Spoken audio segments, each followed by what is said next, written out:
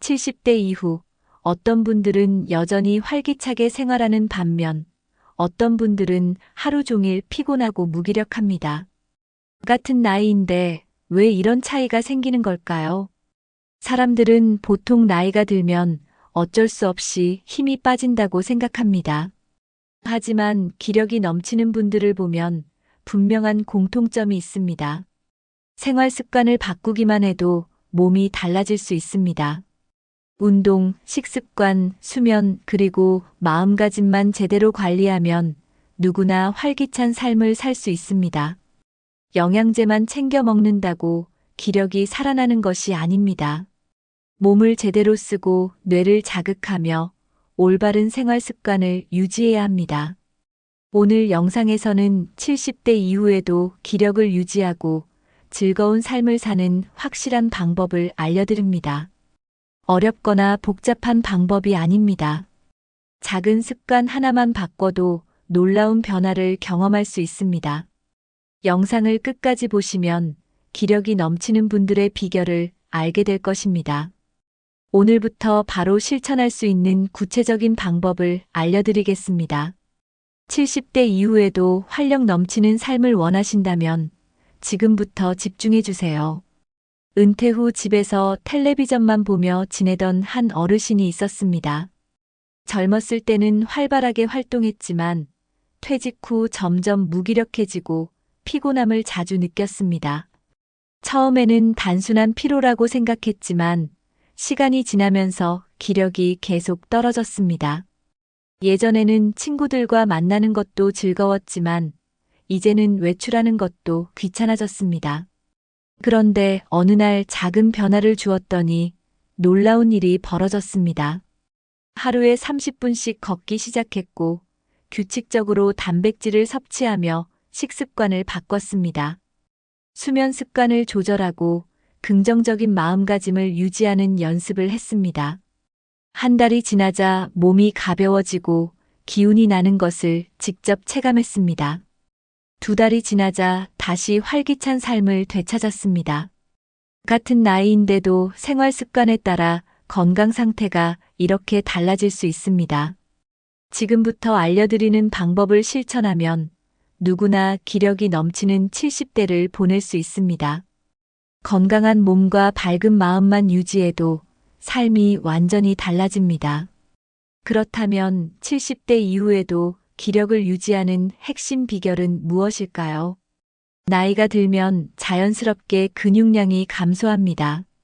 근육이 줄어들면 기운이 없고 조금만 움직여도 쉽게 피로를 느끼게 됩니다.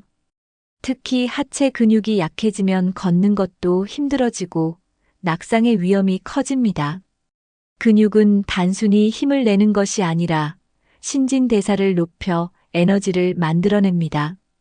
근육이 많을수록 피로를 덜 느끼고 활력이 넘치는 생활을 유지할 수 있습니다. 근력 운동을 하면 뼈 건강도 함께 유지할 수 있어 골다공증 예방에도 효과적입니다. 하루에 단 몇 분이라도 근력 운동을 하면 몸이 달라집니다. 의자에서 천천히 일어났다 앉는 스쿼트만 꾸준히 해도 하체 근육을 단련할 수 있습니다. 팔굽혀펴기나 물병을 이용한 가벼운 근력 운동도 도움이 됩니다. 처음에는 힘들어도 점점 몸이 적응하면서 기력이 살아나는 것을 느낄 수 있습니다. 운동을 하면 혈액순환이 좋아지고 뇌로 가는 산소 공급도 원활해집니다. 운동을 시작한 사람들은 몸이 더 가벼워졌다는 변화를 직접 경험합니다. 근육을 키우는 것이야말로 70대 이후 건강을 유지하는 가장 확실한 방법 중 하나입니다. 그렇다면 근력 운동 외에도 기력을 높이는 쉬운 방법이 있을까요? 걷기는 가장 간단하면서도 효과적인 운동입니다. 매일 30분만 걸어도 심폐 건강이 좋아지고 혈액순환이 원활해집니다. 꾸준히 걷는 사람들은 그렇지 않은 사람들보다 노화 속도가 느립니다. 걷기는 근육을 유지하는 데도 효과적이며 관절 건강에도 도움이 됩니다.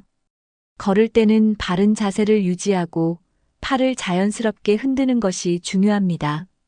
아침이나 저녁에 가볍게 산책하는 것만으로도 몸이 가벼워지는 것을 느낄 수 있습니다. 걷기는 정신 건강에도 좋습니다. 뇌로 가는 혈류가 증가하면서 인지 기능이 향상됩니다. 실제 연구에서도 걷는 습관이 있는 사람들이 치매 발병률이 낮다는 결과가 있습니다. 걷기는 기분을 안정시키고 스트레스를 해소하는 데도 효과적입니다. 처음에는 짧은 거리부터 시작해 점차 시간을 늘려가는 것이 좋습니다. 계단 오르기나 경사진 길을 걷는 것도 근력을 유지하는 데 도움이 됩니다. 친구나 가족과 함께 걸으면 더욱 즐겁게 운동할 수 있습니다. 하루라도 걷지 않으면 몸이 무거워지는 것을 느낄 수 있을 만큼 효과가 확실합니다. 그렇다면 유연성이 좋은 사람들은 어떻게 다를까요? 유연성은 단순히 몸을 부드럽게 하는 것이 아니라 신체 기능을 유지하는 데 중요한 역할을 합니다. 나이가 들수록 근육과 관절이 굳어지면서 움직임이 둔해지고 부상의 위험도 커집니다. 유연성이 좋은 사람들은 몸을 더 자유롭게 움직일 수 있어 일상생활이 편안합니다. 실제로 유연성이 높은 사람들은 넘어질 위험이 낮고 낙상 후에도 빠르게 회복하는 경향이 있습니다. 유연성 운동은 혈액순환을 원활하게 해주고 신체의 긴장을 풀어 피로감을 줄여줍니다. 하루에 몇 분만이라도 스트레칭을 하면 근육과 관절의 움직임이 부드러워집니다. 특히 아침에 기상 후 가벼운 스트레칭을 하면 몸이 더 가볍고 활력이 넘치게 됩니다. 허리와 어깨, 다리 근육을 늘려주는 동작들은 유연성을 유지하는 데 도움이 됩니다. 요가나 태극권 같은 운동은 유연성을 높이는 동시에 균형 감각도 길러줍니다. 유연성이 좋아지면 허리와 무릎 관절에도 부담이 덜 가기 때문에 통증 예방에도 효과적입니다. 잠자기 전에 가벼운 스트레칭을 하면 숙면을 돕고 다음 날 아침 몸이 개운해집니다. 꾸준히 유연성을 관리한 사람들은 나이가 들어도 활동량이 많고 활력이 넘칩니다. 관절이 뻣뻣하고 자주 결린다면 지금부터라도 유연성 운동을 시작하는 것이 좋습니다.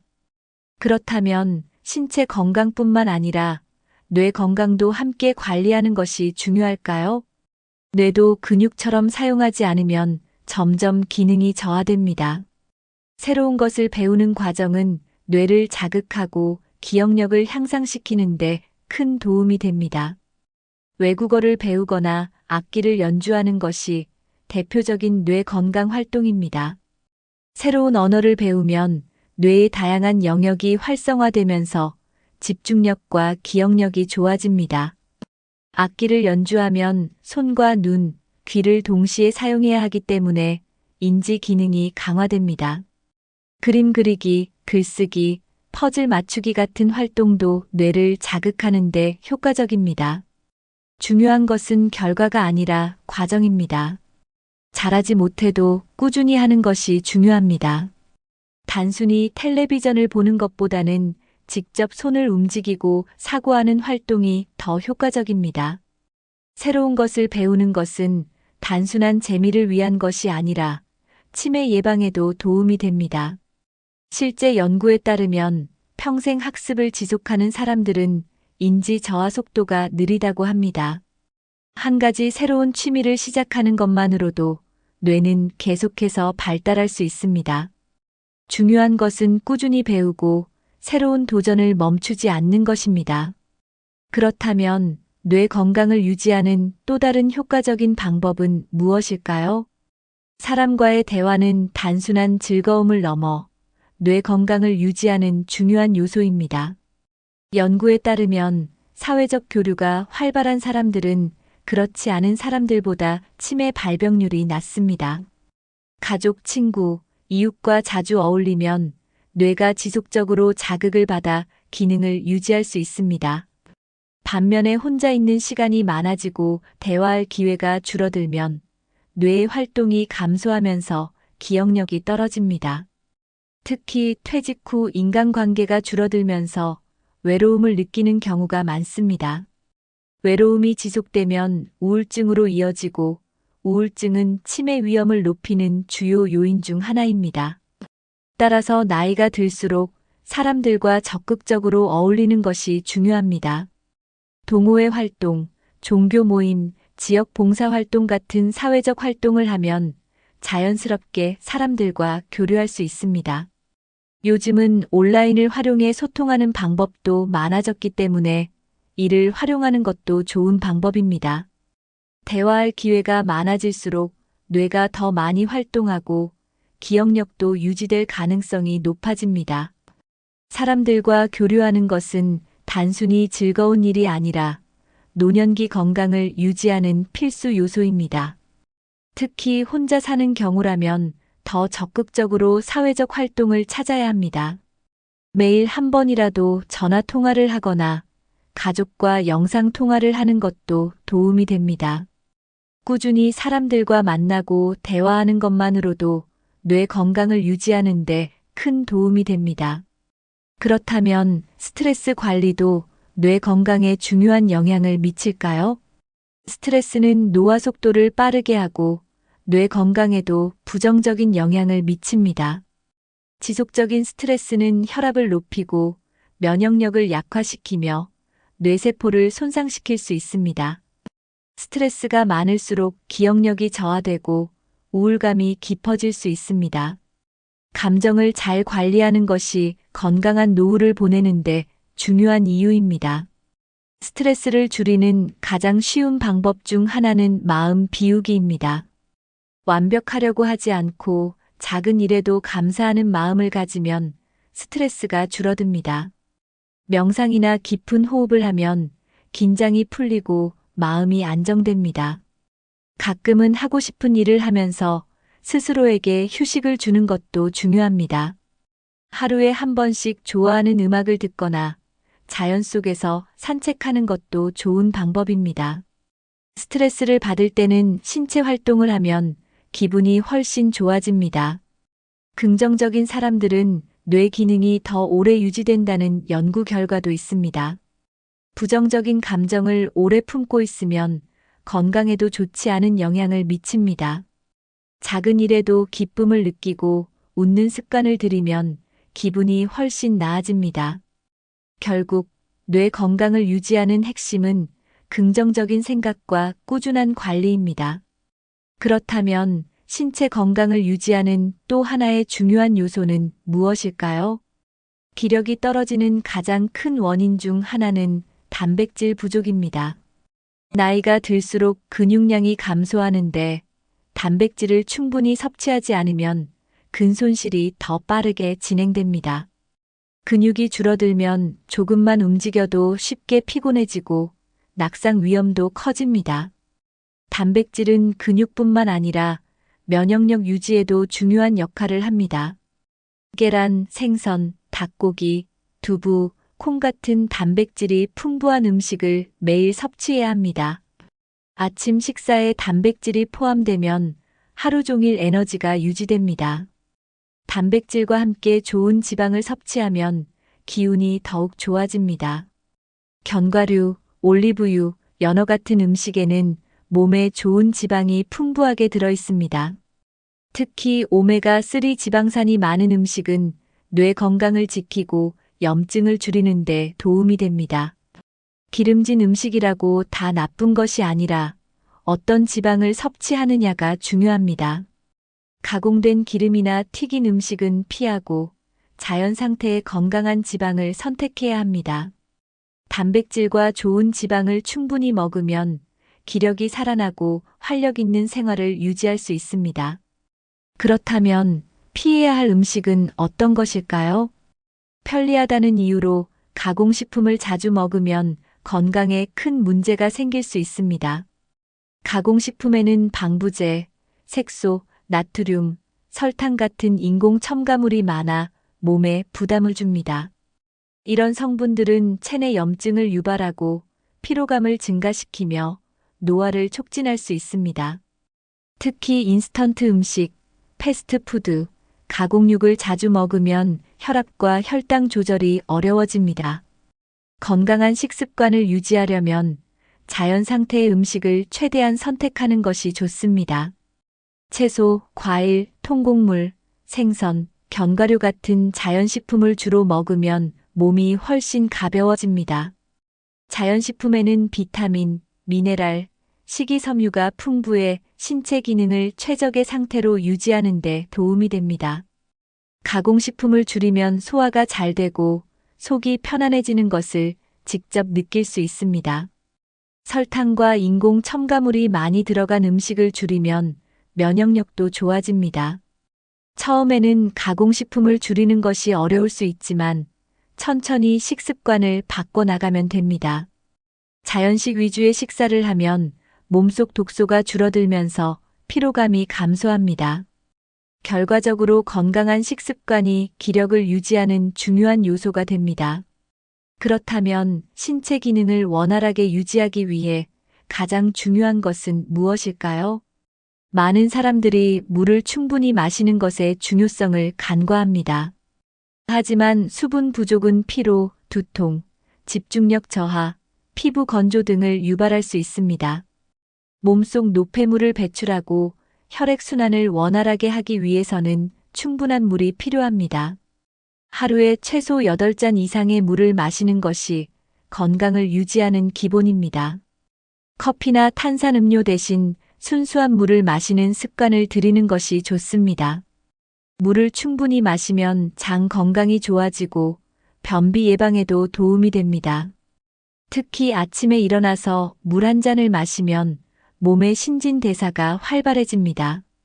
식사 전후에 충분한 수분을 섭취하면 소화 기능도 원활해집니다. 물을 꾸준히 마시는 것만으로도 몸과 뇌가 건강해질 수 있습니다. 물을 많이 마시면 피로감이 줄어들고 에너지가 더 충전되는 느낌을 받을 수 있습니다. 피부도 촉촉해지고 몸속 노폐물 배출이 원활해집니다. 물을 잘 마시는 습관만 들여도 건강이 확연히 달라지는 것을 느낄 수 있습니다.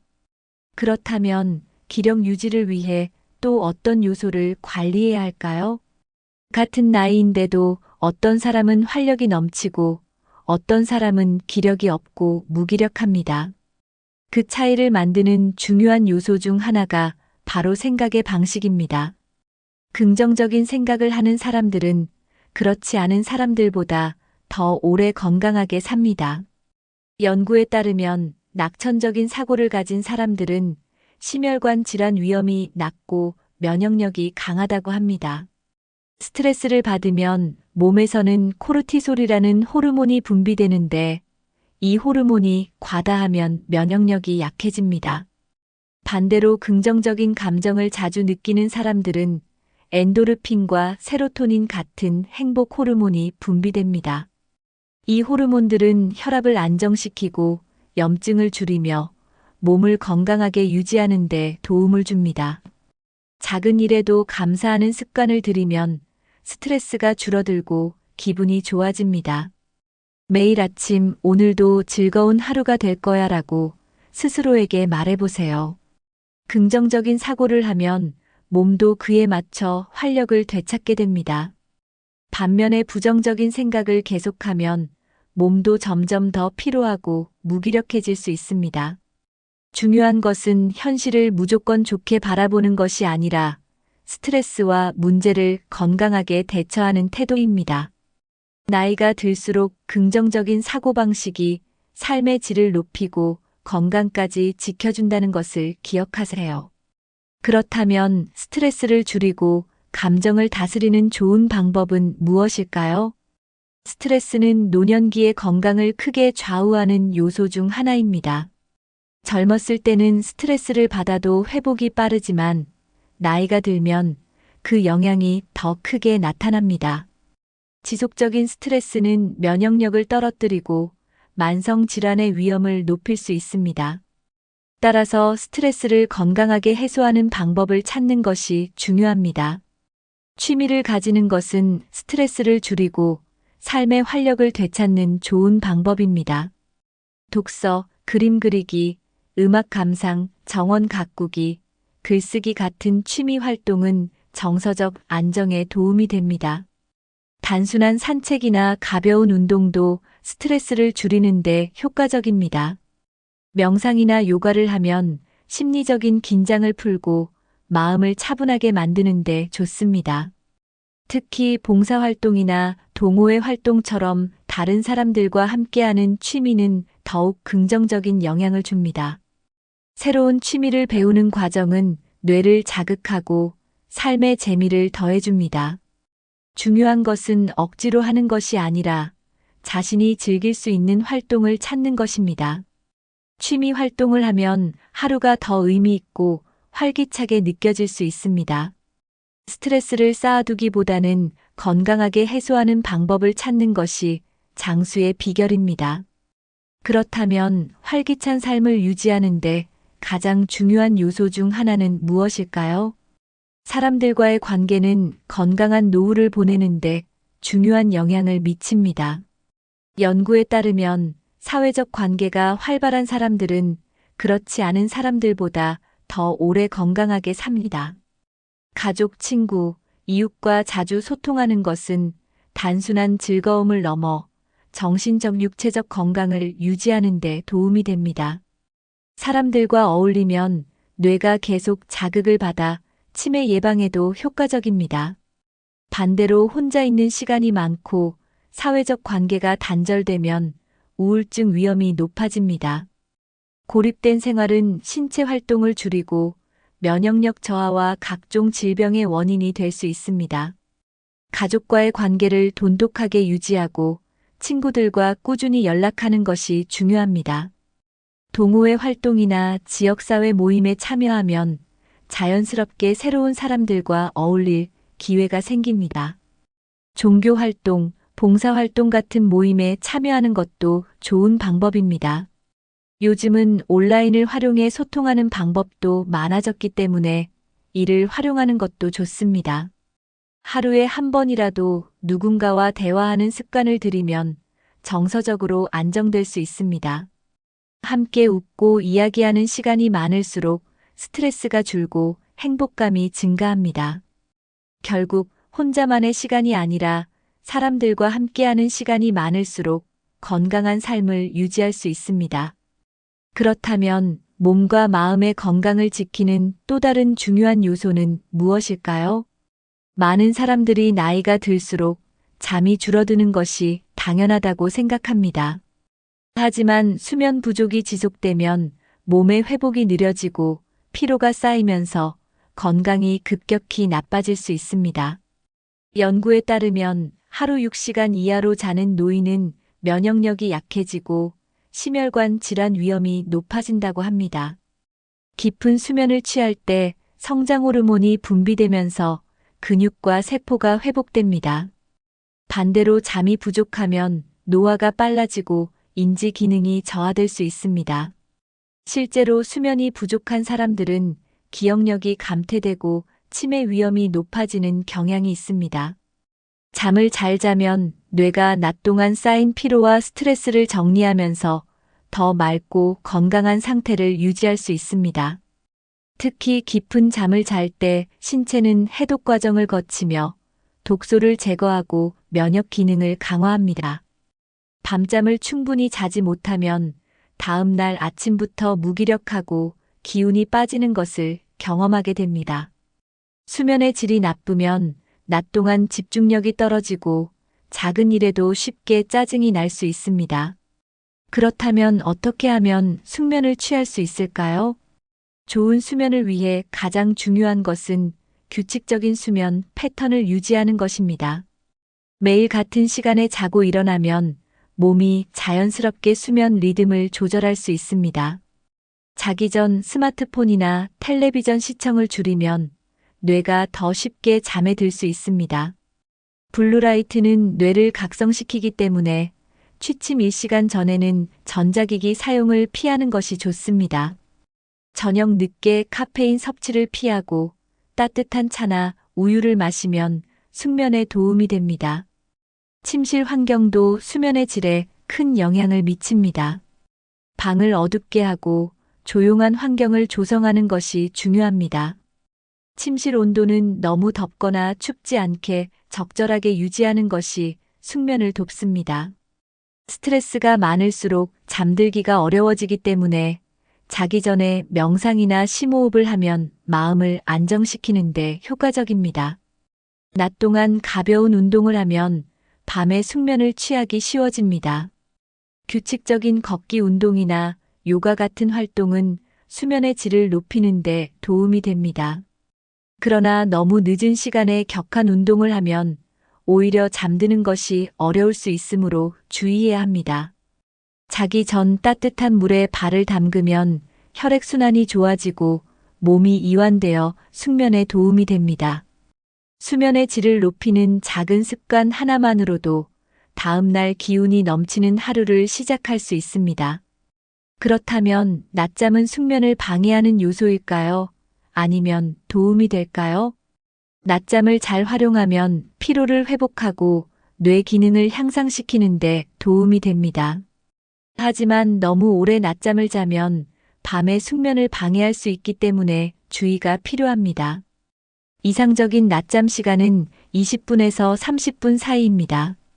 짧은 낮잠은 집중력을 높이고 오후의 피로를 줄이는 효과가 있습니다. 연구에 따르면 규칙적으로 낮잠을 자는 사람들은 그렇지 않은 사람들보다 기억력이 더 좋다고 합니다.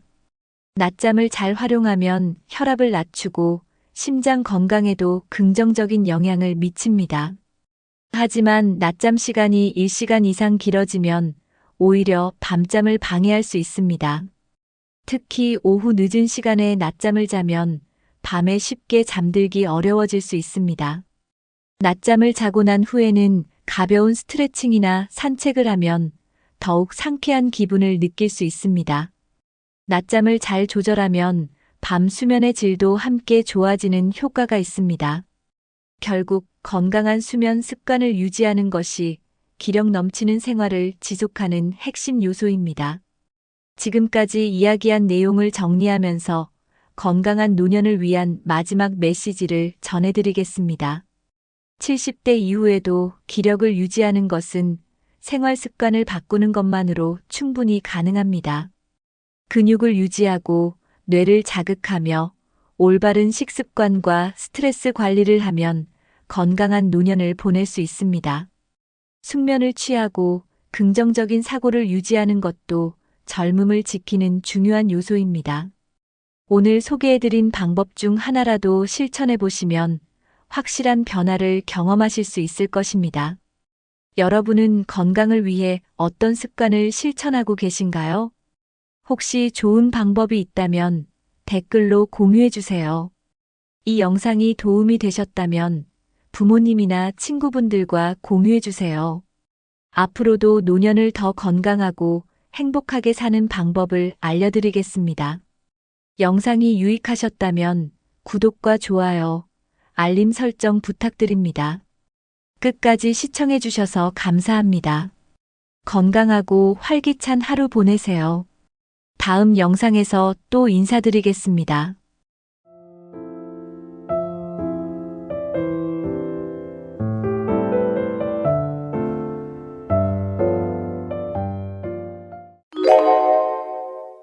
여러분, 만약 100살을 살아온 어르신이 손주에게 마지막으로 편지를 남긴다면 어떤 말을 적을까요? 건강이 최고다, 돈이 있어야 한다, 가족이 전부다. 아마 대부분 이런 말을 떠올릴 겁니다. 물론 다 맞는 말입니다. 그런데 한 노인이 손주에게 남긴 편지 속엔 전혀 다른 말들이 적혀 있었습니다. 그분은 말했습니다. 인생에서 정말 중요한 건 살아보지 않으면 알 수 없다고요.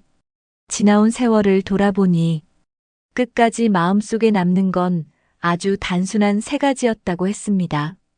그 편지는 손주에게 남기는 말이기도 했지만 사실은 지금을 살아가는 우리 모두에게 전하는 조용한 인생의 메시지였습니다. 오늘은 그 노인의 편지를 바탕으로 100년을 살아온 인생이 말해주는 진짜 중요한 세 가지 가치에 대해 이야기해 보겠습니다. 지금 이 영상을 보시는 분들께도 꼭 전하고 싶은 이야기입니다. 감정은 늘 변화하는 파도처럼 다가옵니다. 기분이 좋았다가도 어느 순간 이유 없이 우울해질 수 있죠. 슬픔이 몰려오기도 하고 분노가 갑자기 튀어나올 때도 있습니다. 그런데 그런 감정은 대부분 오래 머무르지 않습니다. 마치 파도가 밀려왔다가 다시 빠져나가듯 감정도 금방 지나갑니다. 우리가 해야 할 일은 그 파도 위에 휘둘리지 않는 겁니다.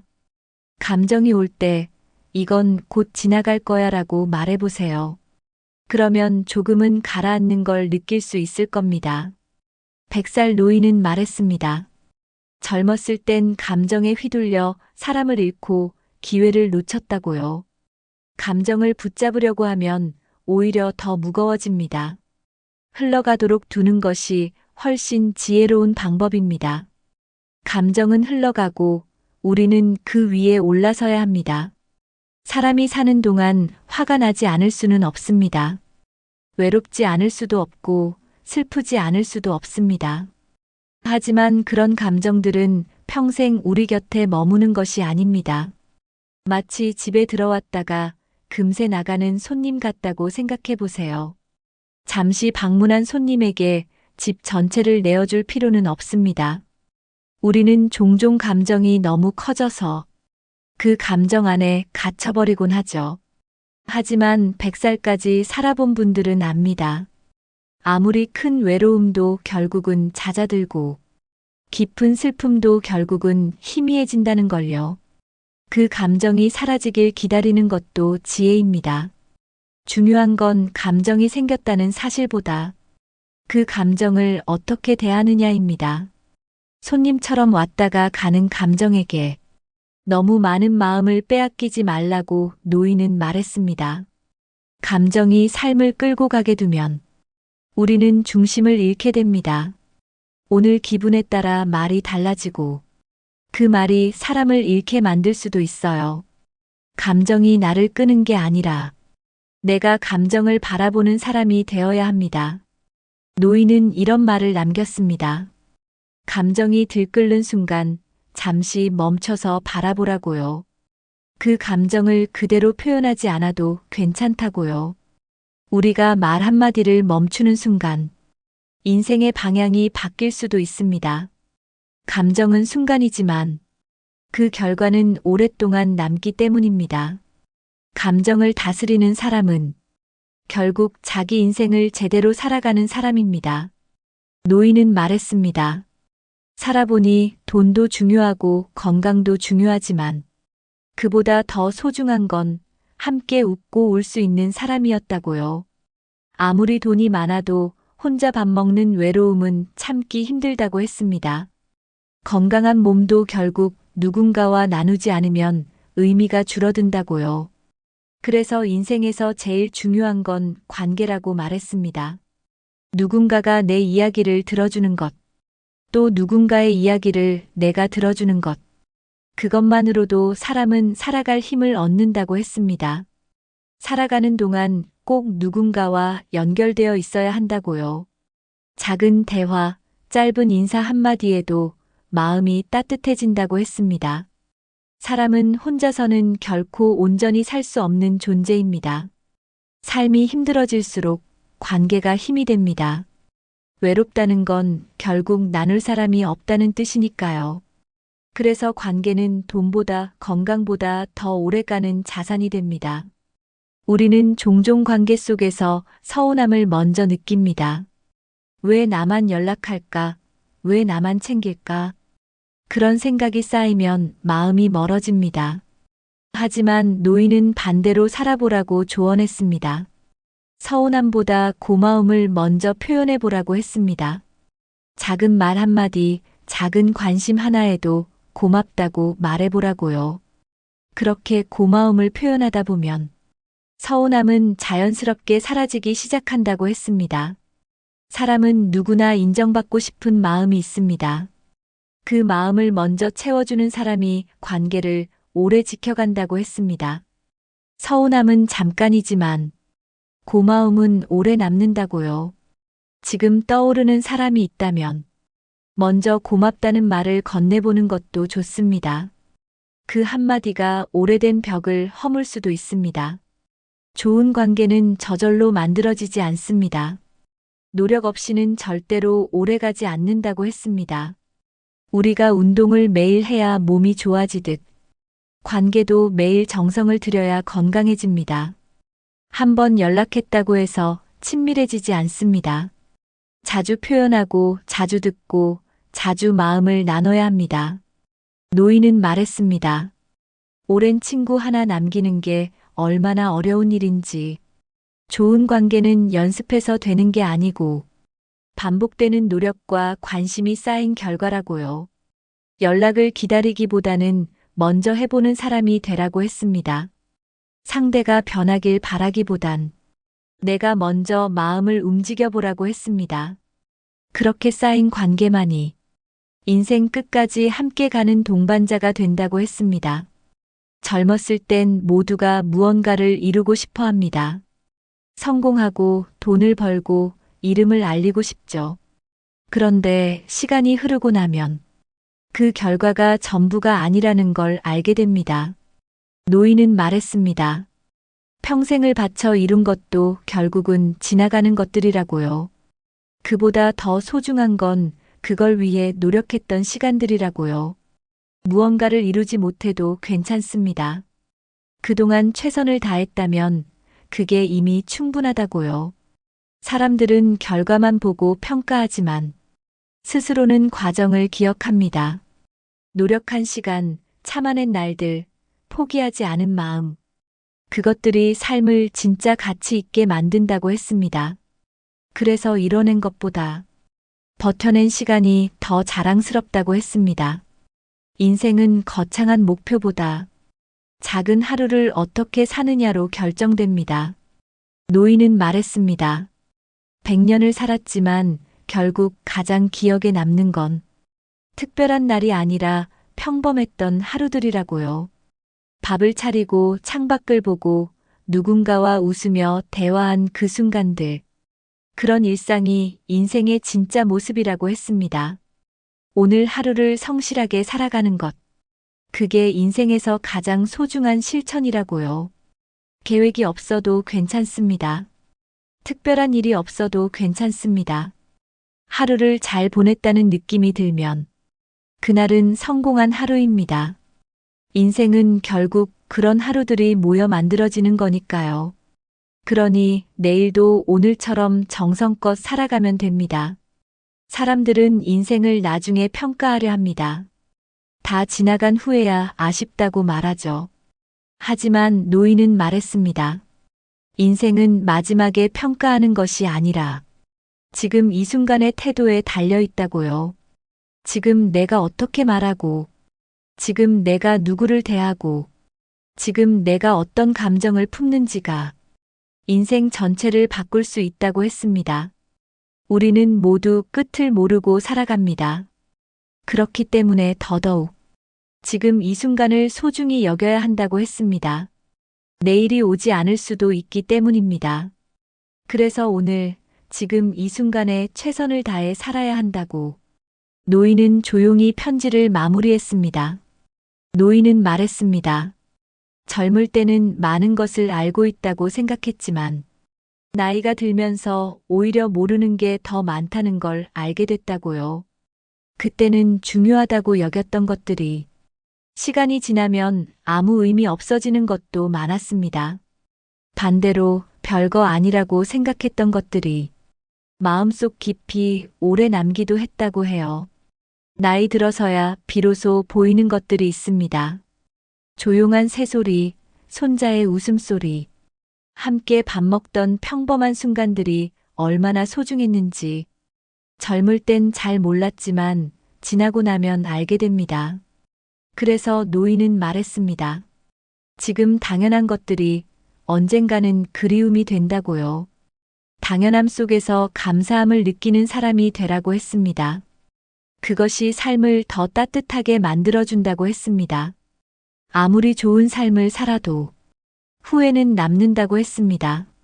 노인은 특히 관계에서의 후회가 많았다고 고백했습니다. 화내지 말걸, 좀 더 안아줄걸, 한 번 더 찾아갈걸. 그런 생각들이 자꾸 떠올랐다고 해요. 일에 쫓겨 놓쳐버린 대화, 바빠서 미뤘던 가족 모임. 그 모든 순간들이 시간이 지나면 아쉬움으로 남습니다. 그래서 지금 할 수 있는 일은 후회하지 않을 선택을 조금씩 실천하는 거라고 했습니다. 나중에라는 말 대신 지금이라는 말을 더 자주 쓰라고요. 후회는 시간이 지나야 찾아오지만 실천은 지금 바로 할 수 있다고 했습니다. 마음이 움직일 때 행동으로 옮겨야 한다고요. 그렇게 살아가면 후회는 훨씬 줄어든다고 했습니다.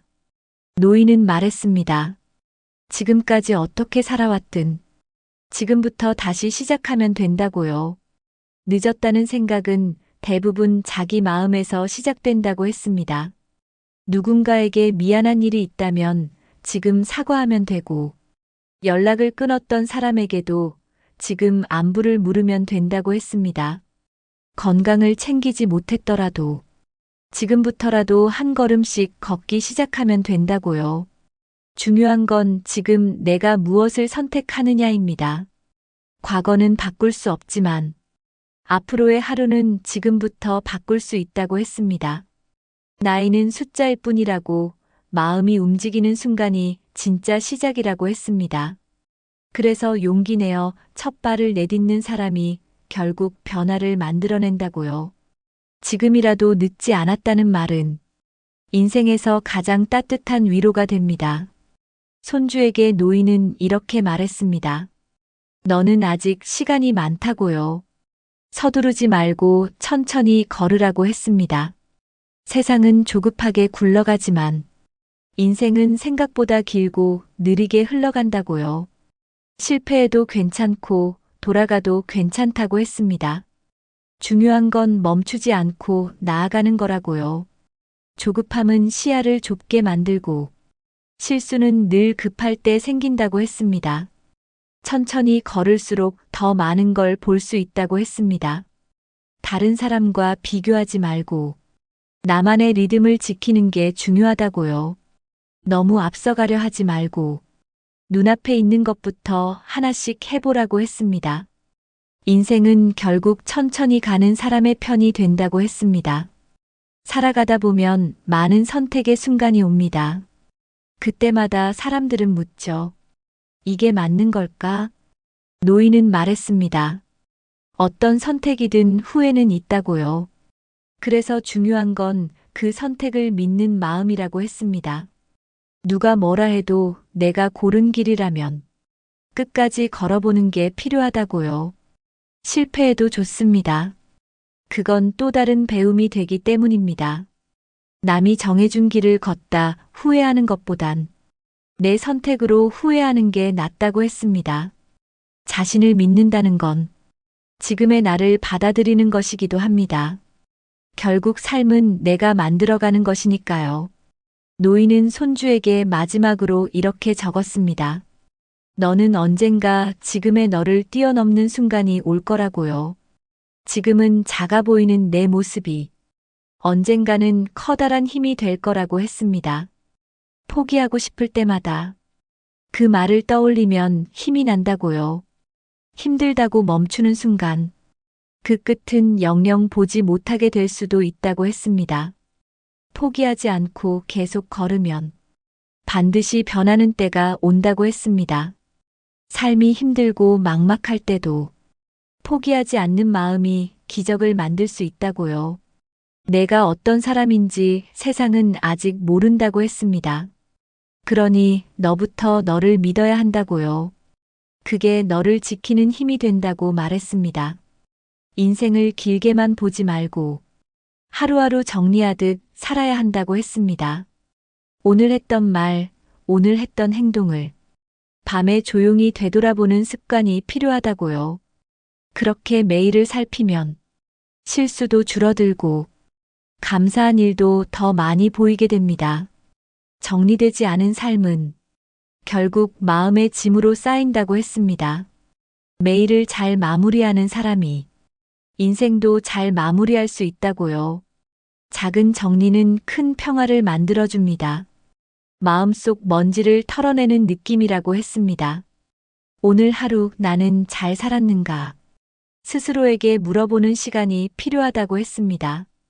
고맙다는 말은 언제 해도 좋은 말입니다. 하지만 우리는 그 말을 너무 아꼈습니다. 노인은 말했습니다. 고마운 사람은 갑자기 떠날 수도 있다고요. 그래서 늦기 전에 말해야 한다고 했습니다. 작은 친절에도 고맙다고 말하고, 익숙한 존재에게도 고맙다고 말하라고 했습니다. 고마운 감정은 쌓아두면 희미해지기 때문입니다. 표현하지 않은 고마움은 결국 후회로 바뀐다고 했습니다. 말 한마디가 그 사람의 하루를 따뜻하게 만들 수 있다고요. 그래서 기회가 생기면 망설이지 말고 꼭 고맙다고 말하라고 했습니다. 그 말 한마디가 사람의 인생을 바꿀 수도 있다고 했습니다. 인생의 끝은 누구에게나 찾아옵니다. 그때 어떤 얼굴로 떠날 수 있을까요? 노인은 말했습니다. 후회와 아쉬움보다 고마움과 미소로 떠나고 싶다고요. 그러기 위해서는 지금을 잘 살아야 한다고 했습니다. 작은 선택 하나, 말 한마디. 그것들이 쌓여 마지막 순간의 얼굴을 만든다고요. 미소로 떠나려면 지금부터 사람을 따뜻하게 대하고 삶을 정직하게 살아야 한다고 했습니다. 용서할 수 있는 일은 용서하고 사랑할 수 있을 때 사랑해야 한다고 했습니다. 인생의 마지막은 준비된 사람에게 더 아름답다고요. 그 마지막을 미소로 마무리할 수 있도록 오늘 하루를 더 따뜻하게 살아야 한다고 했습니다. 오늘 영상에서는 100살 노인이 손주에게 남긴 마지막 편지를 통해 인생에서 정말 중요한 3가지 가치를 함께 나눠봤습니다. 감정에 휘둘리지 말 것, 좋은 사람들과의 관계를 소중히 할 것, 그리고 결과보다 과정을 소중히 여기며 하루하루를 진심으로 살 것. 이 3가지는 100년을 살아본 인생이 마지막 순간에 남긴 말이기에 더 깊이 마음에 남습니다. 누군가의 조언이 아니라 실제로 살아본 사람의 고백이기에 더 큰 울림이 있는 이야기였습니다.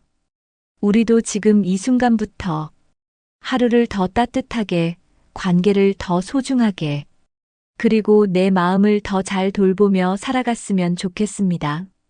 인생은 길지 않을 수도 있고 생각보다 짧게 느껴질 수도 있습니다. 그래서 하루하루가 더욱 소중합니다. 여러분은 오늘 어떤 감정을 느끼셨나요?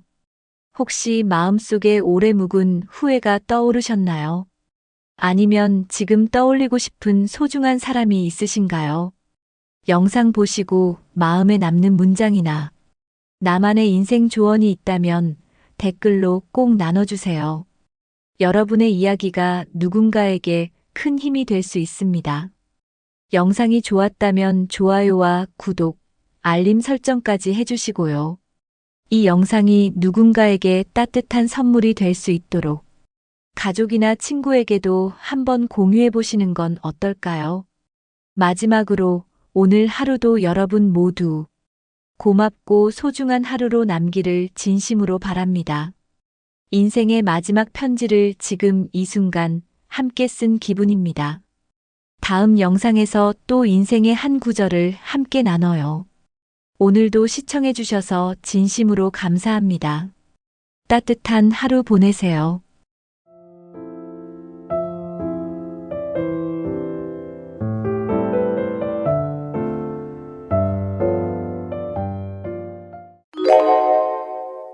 여러분, 밥 드시고 나면 보통 뭐 하시나요? TV 보시는 분도 있고, 소파에 누워서 잠깐 눈 붙이시는 분들도 계시죠. 아니면 따뜻한 커피 한 잔 마시면서 여유를 즐기시는 분도 있을 겁니다.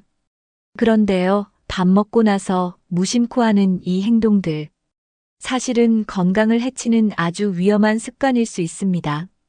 그냥 편해서 하던 행동이 내 몸을 망치고 있었던 거죠. 특히 나이가 들수록 이런 습관 하나가 건강에 더 큰 영향을 줍니다. 흔히들 말하죠. 식후엔 가만히 있어야 소화가 잘 된다.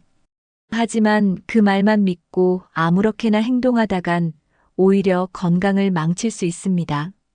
그래서 오늘 영상에서는 밥 먹고 절대 해서는 안 되는 6가지 행동을 알려드릴 겁니다.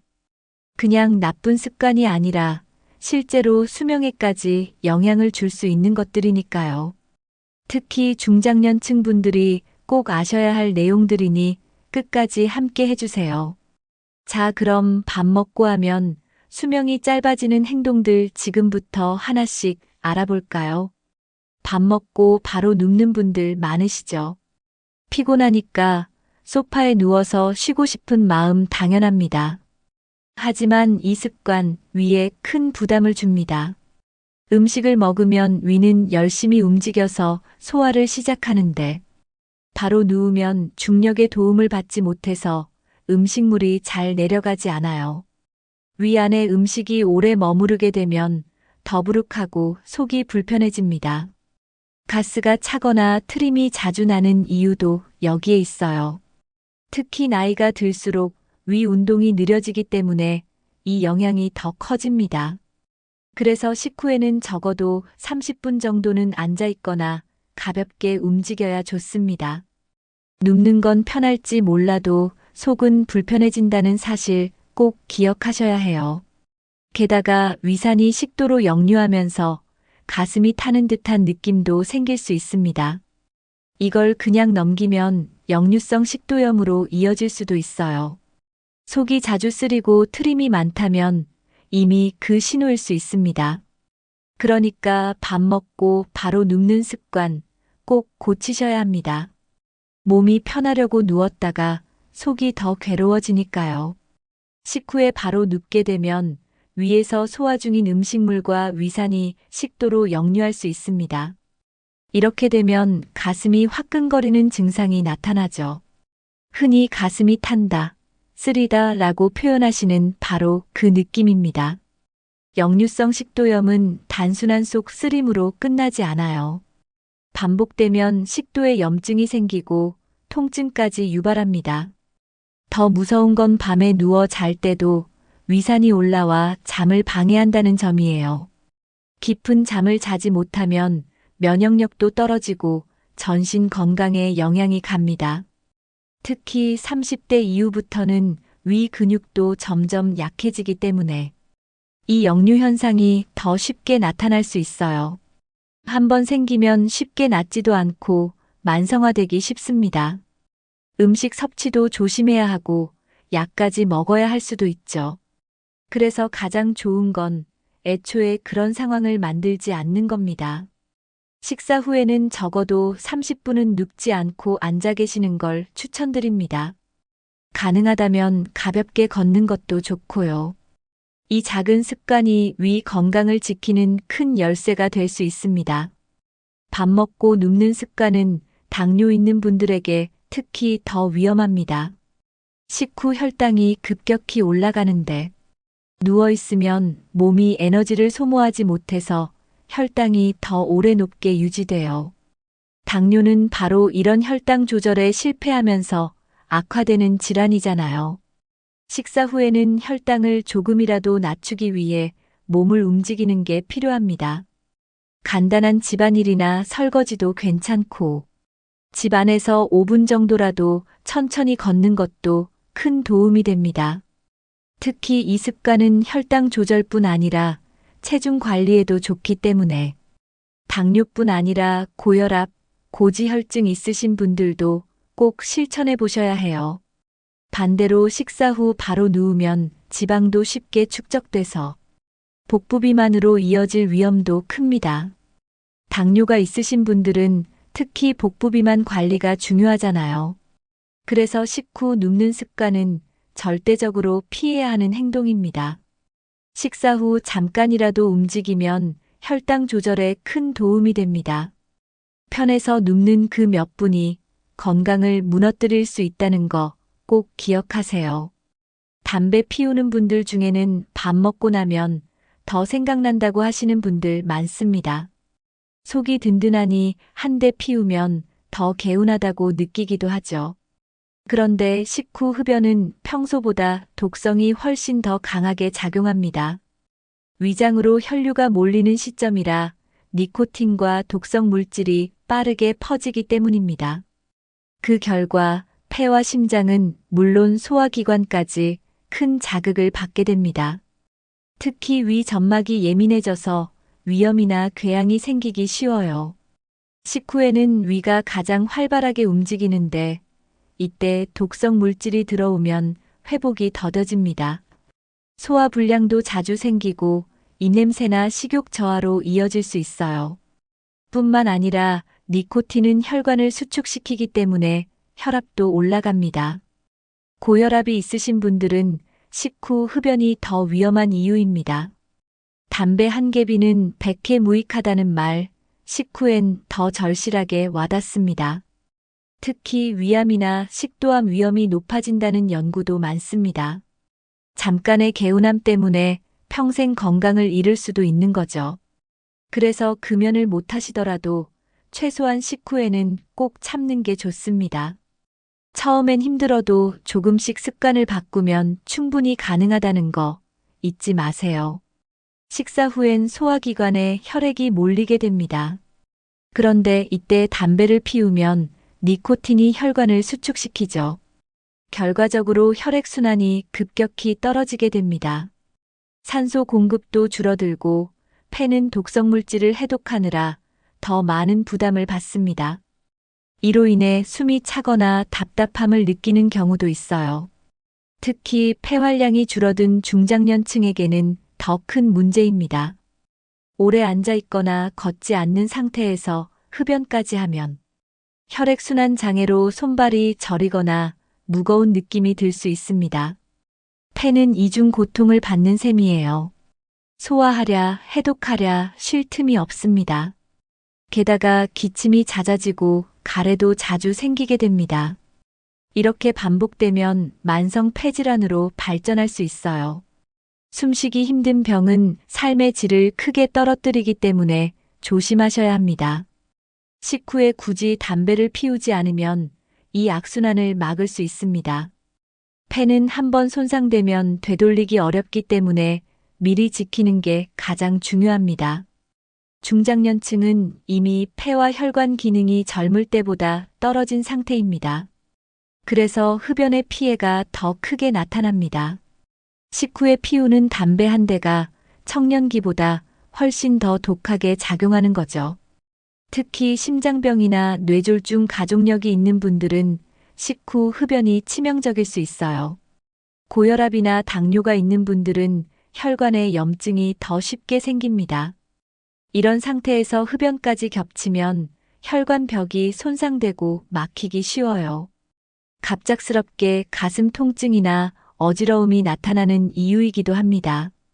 식사 후엔 원래 혈당도 올라가고 혈압도 살짝 높아지는데 거기에 흡연까지 더해지면 심혈관계에 큰 부담이 됩니다. 게다가 소화도 방해받기 때문에 식후 불편함이 더 커지고요. 체력이 예전 같지 않다고 느끼시는 분들일수록 식후 흡연은 더더욱 피해야 합니다. 실제로 식사 후 흡연이 뇌졸중 위험을 높인다는 통계도 있습니다. 중장년층 건강은 작은 습관 하나가 지키기도 망치기도 해요. 그래서 지금부터라도 바꾸는 게 정말 중요합니다. 오늘 영상 보신 분들은 식후 흡연 꼭 멈춰보시길 권해드립니다. 식사 후에 시원한 물 한 잔 정말 개운하죠. 특히 여름철엔 냉장고에서 꺼낸 얼음물 한 컵이 간절할 때가 많습니다. 그런데 이 찬물이 소화에는 큰 방해가 된다는 사실 알고 계셨나요? 찬물이 위에 들어가면 갑자기 온도가 낮아지면서 위장의 움직임이 느려집니다. 위는 원래 따뜻한 환경에서 잘 움직이는데 찬물이 들어가면 긴장을 해버려요. 그 결과 음식이 잘게 부서지지 않고 위 안에 오래 머무르게 됩니다. 이렇게 되면 소화 시간이 늘어나고 불편함도 커지죠. 체한 것 같은 더부룩한 느낌, 트림, 속 울렁임까지 나타날 수 있어요. 특히 기름진 음식을 먹은 뒤엔 위장이 더 예민해져서 찬물 영향을 더 많이 받습니다. 나이가 들수록 위 점막도 약해지기 때문에 이 영향은 더 커집니다. 찬물을 마시고 나서 속이 서늘하거나 냉한 느낌이 드는 분들 많을 거예요. 이게 바로 위장이 제대로 기능하지 못하고 있다는 신호입니다. 따뜻한 물은 위를 도와주지만 찬물은 위를 얼게 만듭니다. 그래서 식사 후 물을 마시더라도 미지근한 물이 가장 좋습니다. 습관처럼 찬물 드시는 분들 지금부터라도 바꿔보세요. 우리 몸은 소화를 위해 여러 가지 효소를 분비합니다. 이 효소들은 일정한 온도에서 가장 활발하게 작동하죠. 그런데 찬물을 마시면 이 효소들의 활동이 확 떨어집니다. 특히 위에서 나오는 펩신이라는 효소는 단백질 소화에 꼭 필요한데요. 찬물 때문에 위 온도가 내려가면 펩신이 제대로 작동하지 않아요. 결국 단백질이 잘 분해되지 않고 위 속에 오래 남게 됩니다. 그래서 고기나 생선 같은 단백질 음식을 먹은 뒤에 찬물은 더 위험하죠. 소화가 안 되면 속이 더부룩하고 방귀가 자주 나오거나 배에 가스도 찰 수 있습니다. 이런 상태가 반복되면 위에 염증이 생기거나 위염으로도 이어질 수 있어요. 또 한 가지, 위액의 농도도 찬물로 인해 묽어질 수 있습니다. 그렇게 되면 소화 효율이 확 떨어지게 됩니다. 음식을 잘게 쪼개는 작업이 제대로 되지 않으면 영양 흡수에도 문제가 생기죠. 그래서 식후 찬물은 단순히 시원한 물이 아니라 소화 기능을 떨어뜨리는 방해꾼이 되는 겁니다. 식사 후 마시고 싶다면 따뜻한 보리차나 미지근한 물이 좋습니다. 소화 효소가 잘 작동하게 도와주기 때문에 속도 훨씬 편안해질 거예요. 찬물을 자주 마시는 분들 중에 배가 자주 차고 아픈 분들 계실 겁니다. 그게 바로 복부 냉증입니다. 찬물이 장을 지나가면서 복부 온도를 떨어뜨리고 장의 움직임도 느려지게 만듭니다. 그러면 배가 더부룩하거나 변비 혹은 설사처럼 장 상태가 불안정해져요. 특히 체질적으로 찬 기운을 많이 타는 분들은 더 예민하게 반응합니다. 식사 후 복부 냉증이 반복되면 결국 소화불량으로 이어지게 됩니다.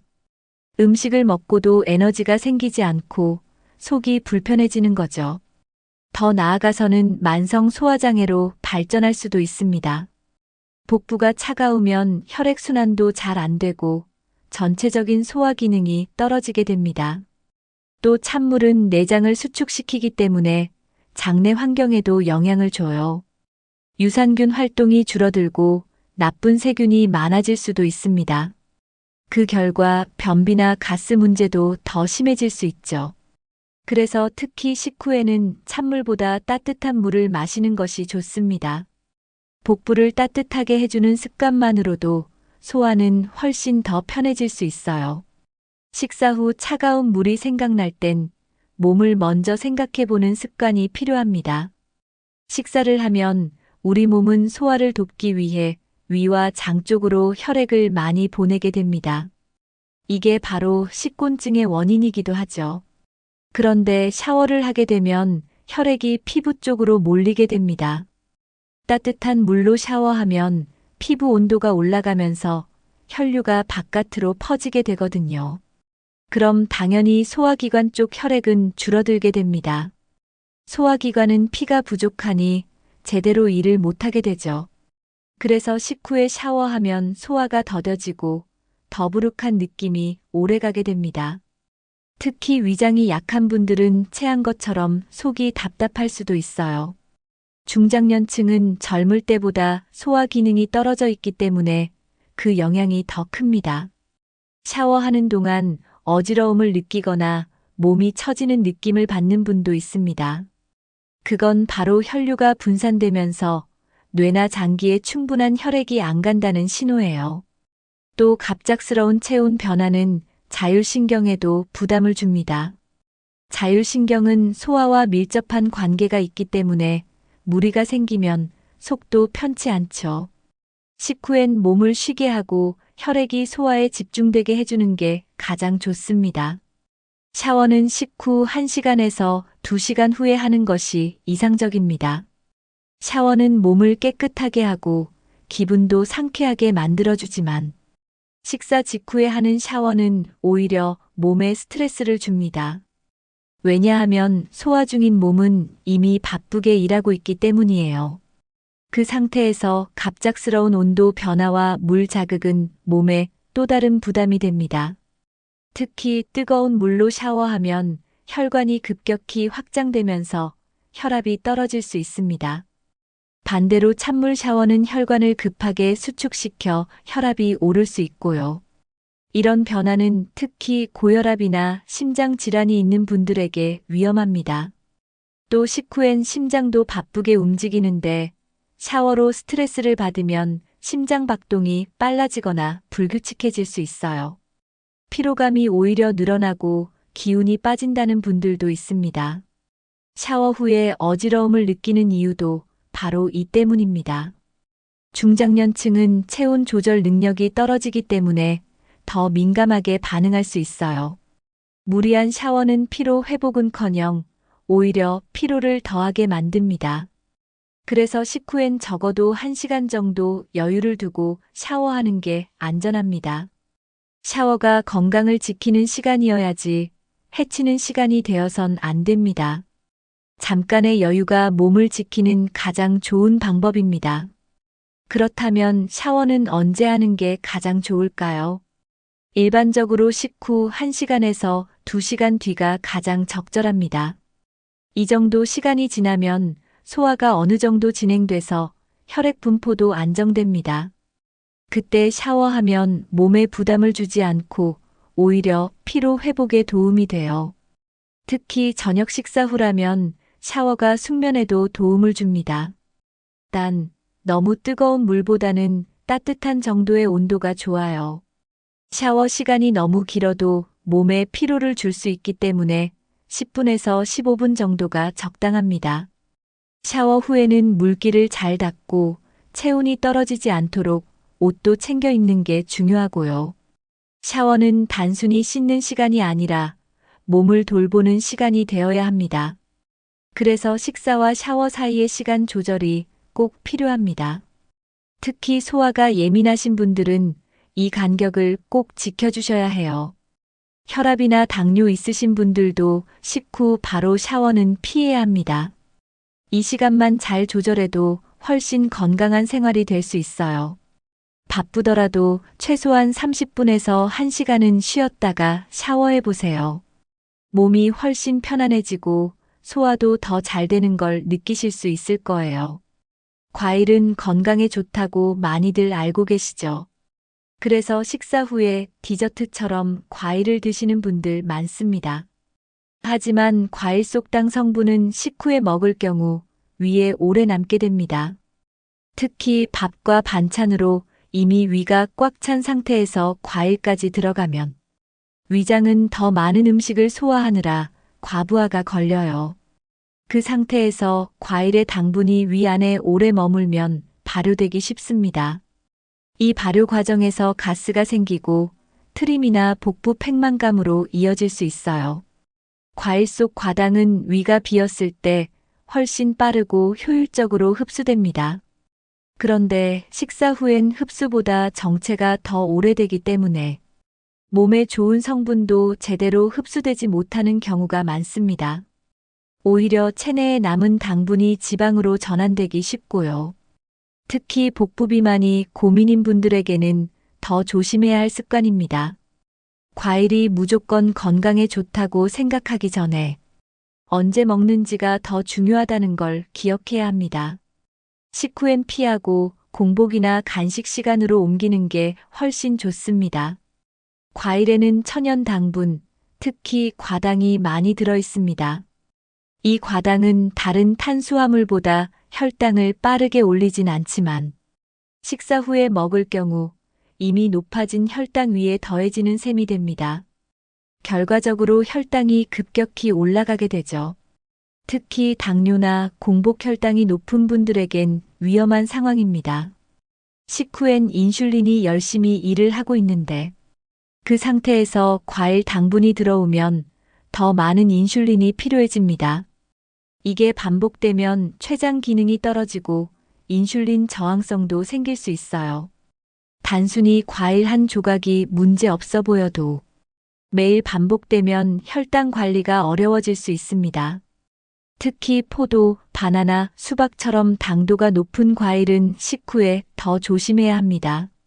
건강을 위해 먹는 과일이 오히려 병을 키울 수도 있다는 사실 기억해 주세요. 과일은 하루 중 혈당이 안정된 시간, 예를 들면 아침 공복이나 오후 간식 시간에 먹는 것이 좋습니다. 그럼 과일의 영양도 제대로 흡수되고 혈당에도 부담이 덜 갑니다. 당 조절이 필요한 분들일수록 과일 섭취 시점에 더 신경 써야 합니다. 과일은 공복에 먹었을 때 가장 좋은 효과를 줍니다. 위가 비어 있을 때 과일을 먹으면 소화가 빠르고 흡수도 잘 됩니다. 특히 섬유질과 비타민이 몸에 바로 작용할 수 있어서 건강에 더 좋습니다. 반면 식후엔 이미 위가 음식을 소화하느라 바쁜 상태라 과일은 뒤로 밀려서 위 속에서 오래 머무르게 돼요. 그러면 과일 속 효소도 제대로 작용하지 못하게 됩니다. 이로 인해 소화불량이나 트림, 가스 등이 생길 수 있어요. 공복에 먹은 과일은 식욕 조절에도 도움을 줍니다.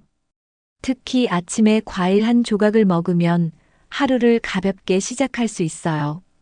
또 혈당이 낮은 상태에서 과일을 먹으면 인슐린 분비도 더 안정적으로 조절됩니다. 위장이 편안할 때 먹는 과일이 몸에도 훨씬 부담이 없습니다. 과일을 간식처럼 따로 챙기는 습관을 들이면 식사 중 또는 식후에 과일을 먹는 것보다 훨씬 효과적입니다. 그래서 과일은 공복의 보약이라는 말이 생긴 겁니다. 과일은 타이밍만 잘 지켜도 최고의 건강 음식이 될 수 있습니다. 식사 후 커피 한 잔 정말 습관처럼 드시는 분들 많죠. 카페인이 들어가면 정신도 맑아지고 식곤증도 줄어드는 느낌이 듭니다. 하지만 식사 직후 커피는 위산 분비를 지나치게 자극할 수 있습니다. 원래 식사 후엔 위에서 소화를 위해 위산이 나옵니다. 그런데 커피의 카페인이 이 분비를 더 촉진시켜요.